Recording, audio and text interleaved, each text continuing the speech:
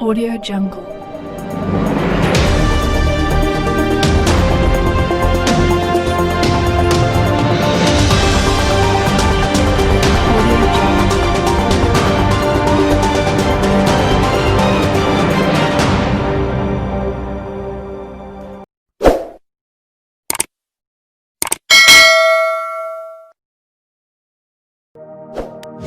Terrible. The U.S.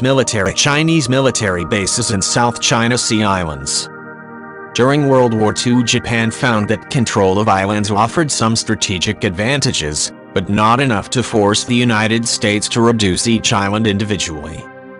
Moreover, over time the islands became a strategic liability, as Japan struggled to keep them supplied with food, fuel and equipment.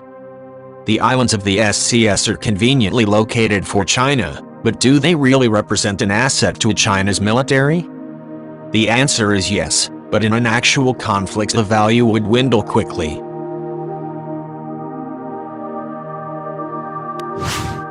China has established numerous military installations in the South China Sea, primarily in the Spratly and Paracel Islands.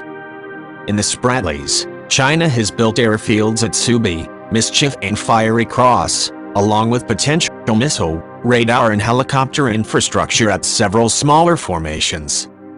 In the Paracels, China has established a significant military installation at Woody Island, as well as radar and helicopter facilities in several other areas.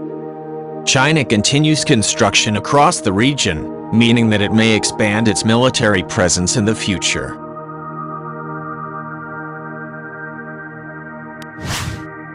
The larger bases, Subi, Mischief, Fiery Cross and Woody Island, have infrastructure necessary for the management of military aircraft, including fighters and large patrol craft.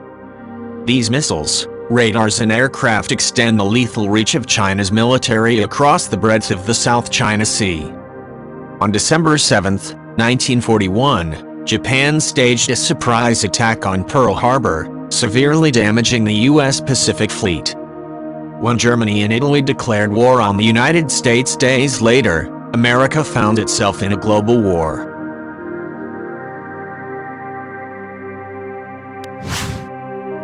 Japan launched a relentless assault that swept through the U.S. territories of Guam, Wake Island, and the Philippines, as well as British-controlled Hong Kong, Malaya, and Burma.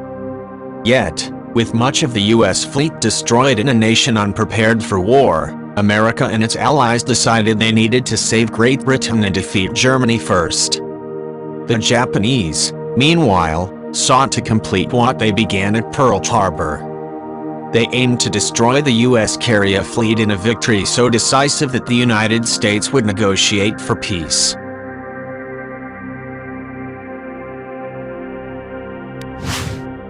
With its battleship fleet crippled in Hawaii, the U.S. Navy turned to two surviving assets.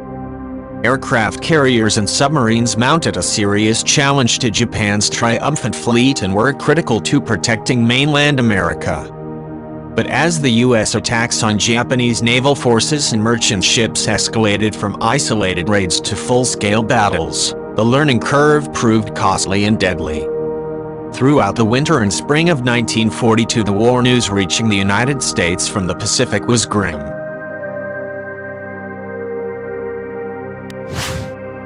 The Japanese amassed a vast new empire with a defensive perimeter that ranged from western Alaska to the Solomon Islands.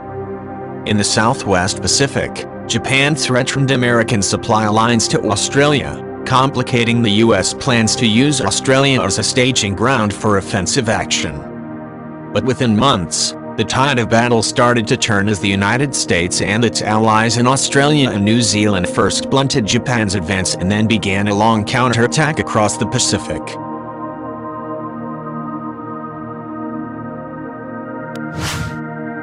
The amphibious invasion soon became the hallmark of the Allied counterattack.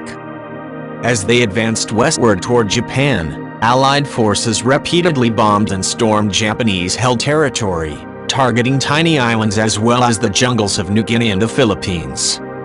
The goal was to dislodge the enemy and to secure airfields and supply bases that could serve as the launching points for future attacks.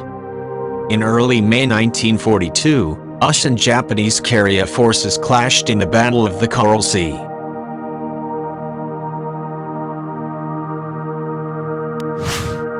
While both sides suffered major losses, the US Navy checked a major Japanese offensive for the first time. Then, in the Battle of the Midway the following month, the US carrier aircraft dealt a devastating blow to the Japanese Navy, destroying 4 aircraft carriers. The battle marked the first major US victory against Japan and was a turning point in the war. By shifting the balance of naval power in the Pacific, Midway allowed the US forces to take the offensive for the first time. The Allies soon set their sights on Guadalcanal in the Solomon Islands and on New Guinea.